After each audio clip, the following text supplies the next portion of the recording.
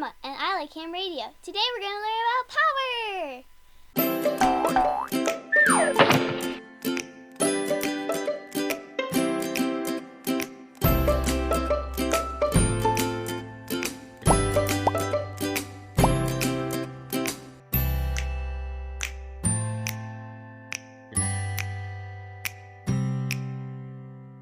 So Emma, what do you think of when I say the word power? Maybe like a king or royalty or something? Also electrons flowing. Well, I like superheroes, so I think of all the superpowers that they have. All of these things have something in common when it comes to power. They do? Yeah, if you think about it, kings and queens and even superheroes have the ability to make certain things happen. Oh yeah. Electricity also has this ability to make things happen. We can use electricity to light up a room, cook our food, or even get us from place to place. Or cool us off.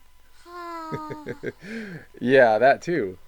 Electrical power is what we use to describe how much energy is being used to get things done or make things happen. It's related to two things we've learned about in previous videos, voltage and current. I know what those are, but how do they make power? Well, remember that voltage is kind of like pressure in that it makes electrons want to move. Right. And current is how many electrons are moving past a particular point. Like the turnstile at the electric rock concert. Yeah, actually, let's use that. With all those people pushing the bars of the turnstile, what if we wanted to use that to make something happen? Like what? Well, since turnstiles aren't usually used that way, we get to make something up. Maybe we can attach a rope and pulley to it and raise the gates in front of the concession stand. Yeah, make people work for their snacks. So let's imagine a couple different scenarios. First, let's imagine that there are several open turnstiles, but people are not that motivated to go through. Let's say it's 2 hours before the show is supposed to start. How fast would the gates raise? Really slowly. People would only go through every so often. So now imagine that there is only one turnstile and it's 5 minutes to showtime. People would be almost running through it. Right. The gate raiser-o-matic would have the snacks available in no time. The point of all this is that changes in pressure, or voltage, and flow, or current, can affect how much gets done and how fast. I see. And as with other electrical concepts, there's a unit to measure electrical power. What? I said there's a unit to measure electrical power. I heard you. I said watt. W-A-T-T, not what. Haha, the dad joke strikes again. You're right though. The watt is a measure of the rate of how much energy is being used. So in our example, you could possibly describe how much power the turnstile was producing with everyone turning it by using watts. Of course, that's a mechanical device, but electrical devices use watts as well. Sometimes we even compare devices by the watts that they use. Really? Like what? Well, light bulbs, for example. A 100-watt light bulb is brighter than a 60-watt light bulb because it converts more energy to light. Another example is a space heater. The more electricity a heater converts to heat, the larger the room it can heat. And the more expensive it is. Yeah, the electric company charges customers for the amount of watts that they use. Only most families use so much energy that they charge for kilowatts, which is 1,000 watts. Whoa. Yeah. So a good rule to live by is you should always try to use less watts if you can to do the thing you want to do. So for example, if you have the choice of two heaters and both can heat your room, but one uses fewer watts, it would be a good idea to use that one. Yes, you don't waste electricity. In ham radio, we try to use that principle as well. We do? Yeah, but let's first talk about how power and watts are used in a radio. In a radio, power refers to how much electrical energy is capable of radiating out the antenna. As a general rule, the more power that you use, the farther away your signal can be heard. But it's a good idea to use as little power as we can to contact people. So you don't waste electricity. That's part of it. but it's also to be polite. Polite? Yeah, let me explain that a bit. So you and I are sitting here next to each other, talking to each other. So close, in fact, I could probably whisper and you can hear me. That would be fine if I just whispered a few words, but did you want to have an hour-long conversation like that? Not really. What if I got a megaphone and shouted right into it? You could hear me really well, right? Yeah, but my ear hurts. Oh, sorry. Now, imagine if you were in a room with a bunch of other people and they were all talking to each other by shouting at the megaphones. You couldn't hear anybody. Exactly. It's like that with radio. Turning your radio up to full power will most likely make sure you're heard, but it's a little like shouting. Sometimes you need to shout, like if the person you're talking to is really far away, but you should always try to use as little power as you can to have a conversation. How do I do that on my radio? I'm glad you asked. Let's get Hands on!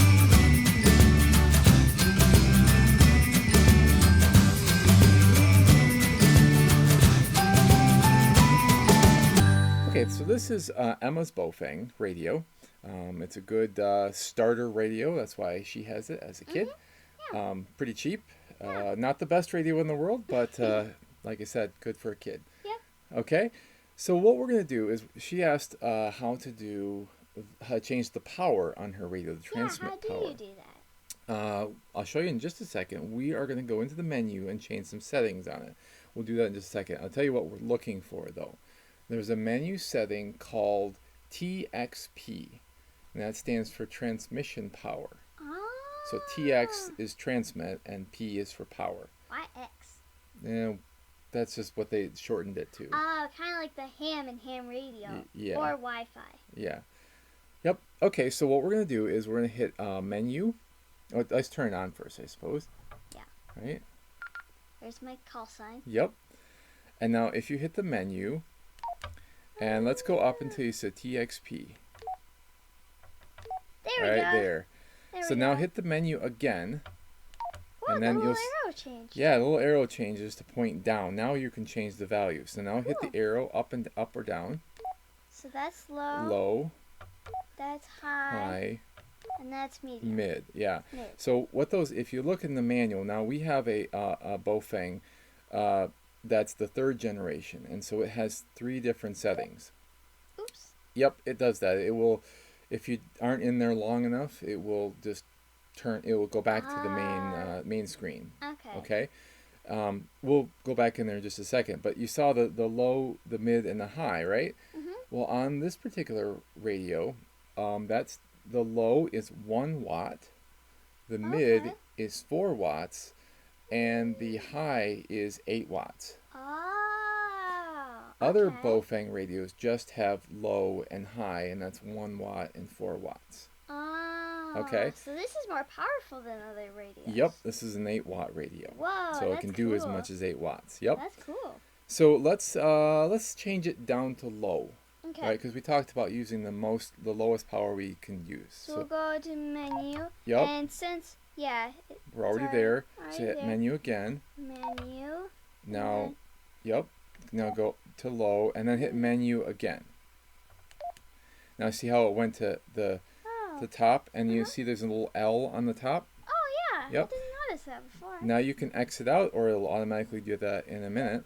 Oh, There. yeah. We'll just let it be. Now you are on low power. Cool. Okay, so we're going to talk about that a little bit. This is 1 watt, and one of the things that the Bofang radio is kind of people sometimes use them for things that they're not supposed to. Oh, that's Okay. not good. One of them is for FRS radios. You can see how it has FRS on the screen there. Yeah. Okay, that stands for Family Radio Services. Okay. Okay, now technically a Bofang can transmit on that frequency. It's not really supposed to though. Well, let's explain why. So I'll show you a radio that is allowed. This is a Motorola radio, and this is the kind you could buy at the store, Walmart or something like that. And this is meant for FRS. Now, in this case, the FCC, the organization that governs radios, they have said that to transmit on the FRS frequencies, you have to do no more than zero point 0.5 watts. Oh. So that so means... this radio, you can't change it. Like if I turn it on, if I were to go through the menus, you can't really change it to anything but a half a watt. Yeah. Okay. Now, the Baofeng, however, what was the lowest we could set it to? 1 watt. Right. So technically, if we were to use the Baofeng radio to transmit on the FRS frequencies, we would be kind of breaking the law. Oh, that's not good. No. We don't want to break the law. No, but what you can do, however, is you can listen. You just can't transmit. So that's why I have the FRS frequencies programmed into the Baofeng for you. Cool. And that way, we can hear, but we really shouldn't transmit on that. Yeah, because of the that would rules. be twice the amount of power that you Yep. can use. And it'd be even worse if you had a Baofeng and you accidentally had it on 8 watts. You'd really be breaking the rules. Yeah, that'd be really like a megaphone. So the next thing we're going to talk about that typically is kind of measured in watts is something called an inverter. What's that? An inverter is something that takes, when it's an inverter, it goes from DC voltage Okay. to AC voltage. So in this case, if you look at it here, this goes from 12 volts DC, see 12 volts DC, to 110 AC. This is something that you might use in your car. And that's why it has a cigarette lighter plug, basically. Yeah, that's what is usually typically in a car. So this inverter, you might plug it into the cigarette lighter in the car, and then you might plug something into the outlet. Like right? maybe your computer or yeah. Now here's the catch. Whatever you plug into it has to only draw less than 50 watts. This is a 50 watt inverter. Oh. So anything more than that, and this will shut down. Uh-oh. Yeah, it will just not work, right? Uh-oh. So there's only certain things that you could run off a 50 watt inverter. Could you run your computer? Probably could run your computer. Okay. Do you think you could run a hairdryer? No, probably not. No, that takes too many watts. Yep. For a hairdryer, however, you might need something like this. Yeah, it's This is a huge. 2500 watt inverter. It's huge. It's very large. And this one does the exact same thing. It means it takes DC energy and it converts it to AC current, right? Okay. But you'd have to hook this up to a larger DC source, maybe several car batteries, right? Not just one car. But this would allow you to run a lot more things off of Like it. you could run a hairdryer probably Yep, safely if you on need it. to, or a coffee pot, or That'd be yummy. maybe several things, right? Yeah. Next thing we're going to talk about is these little power supplies. These, in this day and age, the chances are you have a bunch of these maybe floating around your house. This one is a power adapter for an iPhone. This one was for my Nook tablet. And this one is one that I bought to run a Raspberry Pi. Okay. That's like a little mini computer. Now, every one of these, including this is a USB connector. This is also a USB connector. This is also a USB connector, right? Okay. And so being USB, that means they all do 5 volts. Okay. Okay? So that means every single one of these do 5 volts. There's just a little different connector on this one, but you could actually plug in the right cable that has this adapter on one end and then this on the other end and use it. Okay? That'd be cool. But now what they differ in is the amps that they produce, right? And because their voltage is the same, but their amps are different, that changes their power. How many watts? Okay? So, for example, the Apple connector is a 5 watt connector because it will allow 1 amp of power to flow. Okay. So that you might use that for your iPhone or your iPad. I have an iPad, so. And a lot of times you can use these connectors with some of your phones and such. It just might take longer for them to charge. Oh. Okay. So like the Nook charger, that charger is 4.25 watts. Oh. Okay. So you could probably use it with your phone. But it would take a long time. But it would take a little bit longer, right? Yeah. Now. Because that's even less than this one, and this one takes a little bit of time. Right. And then finally, this one is a special high wattage one for the Raspberry Pi. You would not be able to plug a Raspberry Pi into an adapter like this. Even though it's giving 5 volts, it doesn't produce enough amps. And therefore, it doesn't produce enough power. In this case, the Raspberry Pi does 2.5 amps. Okay. So these ones probably fry it. No, it wouldn't fry it. It just wouldn't be enough power to make it go. In fact, the Raspberry Pi has a little icon that appears on the screen if it's not getting enough power. And if it doesn't have enough at all, then it just won't turn on. Okay. So this one does 2.5 amps, and that equals 12.5 watts. Whoa. Now we'll get into that in a future video here on how that math works out and how you can figure that out. But for now, just know that there are different chargers, and your phone may charge faster on an adapter that produces more watts.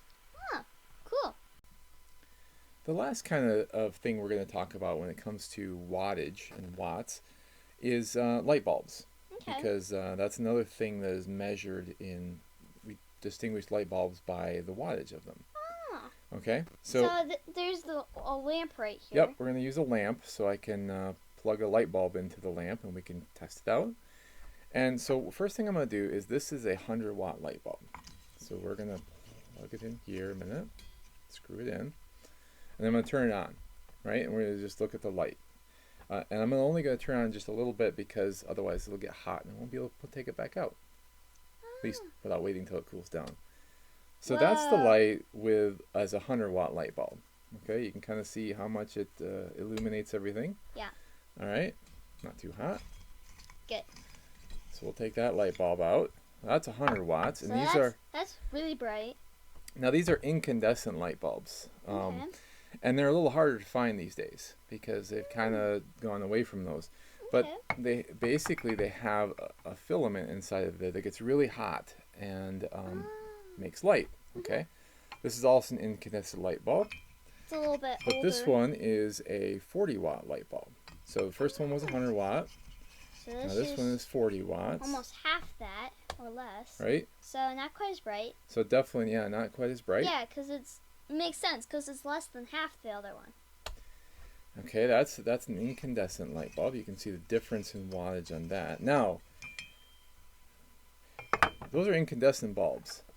What's now the swirly one? We get into this is called a compact fluorescent bulb, or CFL. Okay, so what they did is they took a fluorescent tube and they wrapped it around. Okay, to make it compact. Now, one thing about a CFL bulb is that it uses a lot less wattage. Okay, that's good. So in this case, this one uses 13 watts. I don't know if you can see that. There we go. Okay, now I'm going to plug it in. Now, one thing about a fluorescent bulb is that it doesn't get as hot as the incandescent bulbs. Oh, that's good. So you can leave it on longer. Now, I want you to compare and tell me what you think, how it compares light-wise to the 100-watt or the 40-watt. Okay? What? I see a big difference right away. Okay, so is it more than the 40-watt? A little bit more than the 40-watt. But it's not quite as much as the 100-watt, is it? Yeah. Okay. I also see a big difference in the color of light. Yeah, the color is a little bit different, isn't it? This one's more orangey yellow. More, yeah. Now, I did use a different color light bulb here. You can kind of see it's got a little bit different color to it. But the big difference I wanted to point out, though, is that the amount of light that a compact fluorescent bulb puts out for, well, how many did we say? 13 watts? 13 watts. So that's a lot of light for only 13 watts. So that acts like more than the 40 watt. Right. So 13 is less than 40, obviously. Right. But it produces more light. Yeah. So these are great for energy saving bulbs. Cool.